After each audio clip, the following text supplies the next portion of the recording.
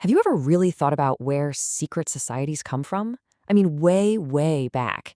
Long before we had universities or governments or even written laws, groups of men all over the world were creating these powerful hidden institutions.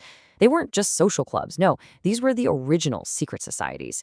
And their whole purpose was to shape their world and control that crucial passage from boyhood into manhood.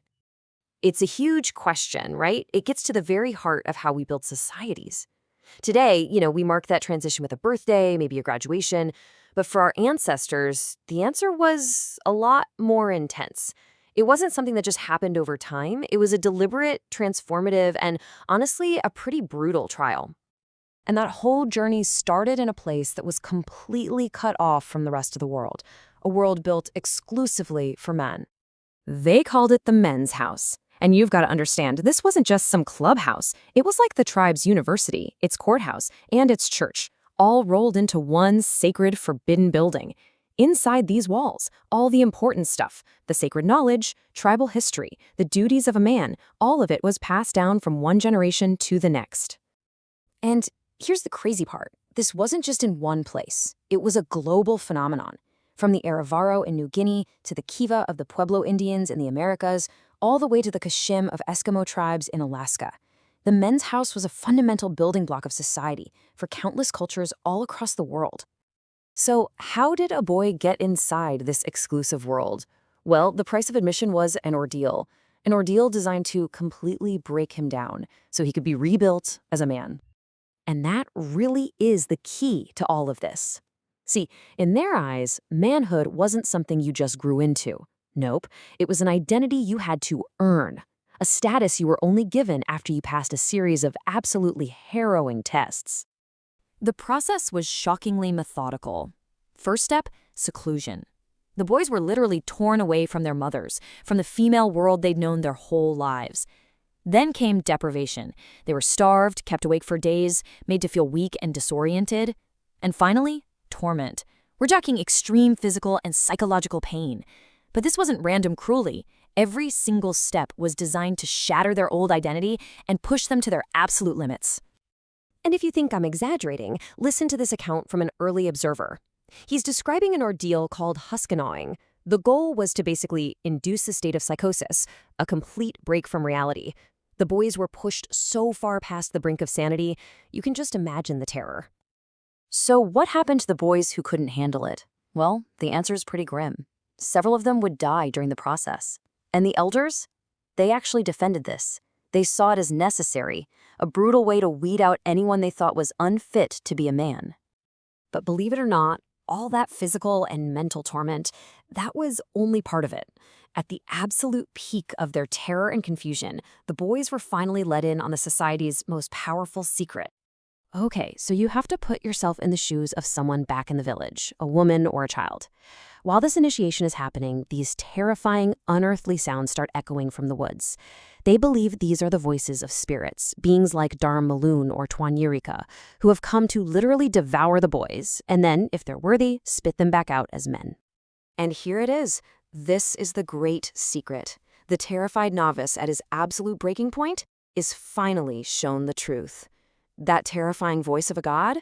It's just a flat piece of wood on a string, a bull roarer, being spun around by one of the elders. And those fearsome masked gods? They're his father, his uncles, the men from his own tribe just wearing costumes. The entire religious system is revealed to be a kind of, a carefully managed illusion, a great deception designed to maintain order and authority. Learning this secret was the point of no return. The boy who walked into those woods was, for all intents and purposes, dead. And in his place, a new person was born, with a completely new identity. And this new identity was built piece by piece. First up, he was given a new name, often a secret one that only the other initiated men knew. This symbolized the complete shedding of his old, childish self. Next, he was taught a new language, or at least a secret dialect.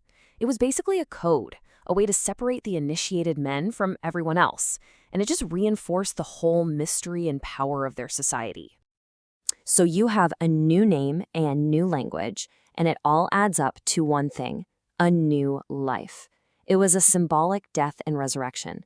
He wasn't his mother's son anymore. He was a man among men, a full member of the tribe. And when I say the break from his old life was absolute, I mean it. This quote about a Hottentot youth says it all. The separation was total.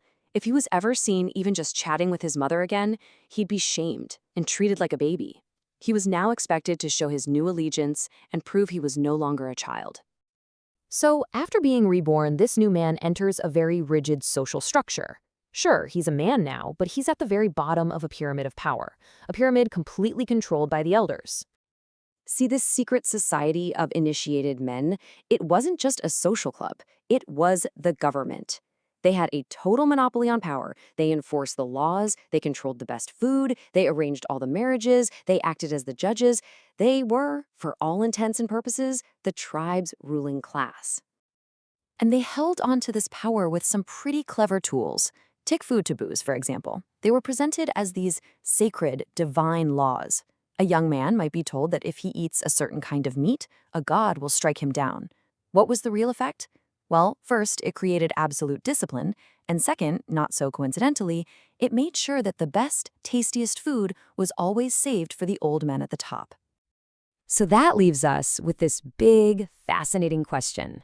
Looking back with our modern eyes, this whole system of deception, terror, and control, it can seem incredibly oppressive, right? But in a world that had no other structures, no police, no courts, was this the only way to create social order, to enforce laws and make sure the tribe survived? It really makes you wonder, what secrets and what kind of initiations are our own modern societies built on?